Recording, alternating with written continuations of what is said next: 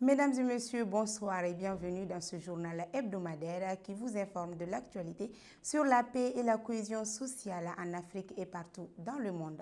Voici les titres de cette semaine. Au Mali, le projet Fokaban mobilise les femmes de Ntomikorobougou contre la désinformation. Nous resterons toujours avec le projet Fokaban où l'influenceuse communautaire Oumou Sissoko encourage une utilisation responsable des réseaux sociaux chez les femmes et les jeunes de Sébenikoro.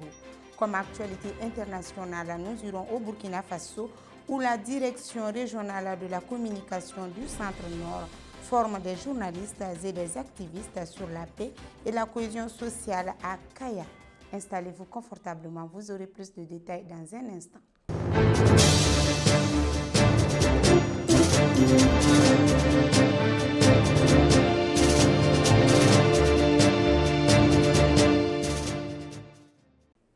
Je l'ai annoncé dans les titres, dans le cadre du projet Fokaban, l'influenceuse communautaire Fanta Diawa a animé un grain à la maison de la femme de Tomikorobougou pour aider les jeunes femmes à mieux repérer et à combattre les fausses informations.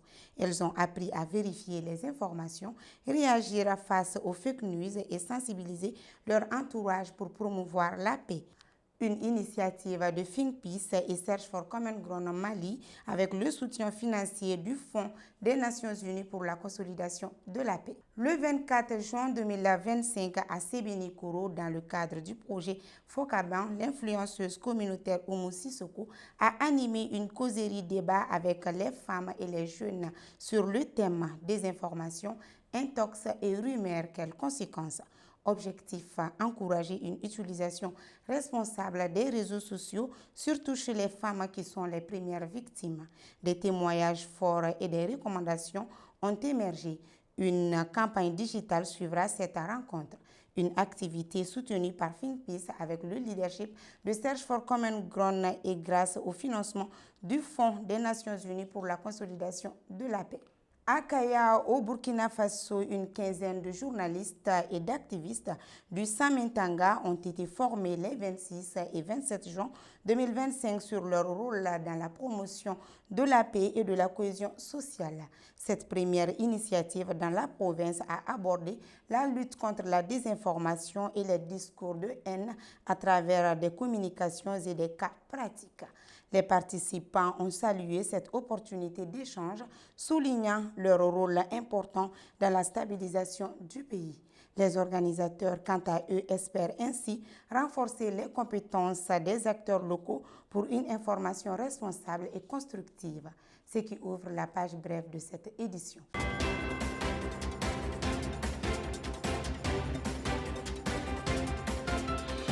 À Kuala Lumpur, en Malaisie, le Centre régional de lutte contre le terrorisme en Asie du Sud-Est a réuni plus de 200 experts lors d'une conférence internationale sur les nouvelles formes de terrorisme et d'extrémisme violent tenue le 14 juin 2025.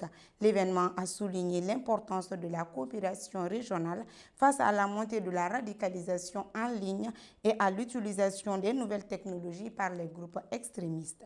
La Malaisie, hôte de la rencontre, a réaffirmé son rôle moteur dans la promotion de la sécurité régionale.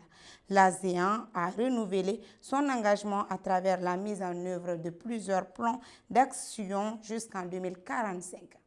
Et c'est tout pour cette édition. Merci de l'avoir suivi. N'oubliez surtout pas qu'une simple discussion peut changer beaucoup de choses. La paix, c'est surtout un dialogue. Bonne suite de programmes sur la Web TV de la paix. Bonsoir.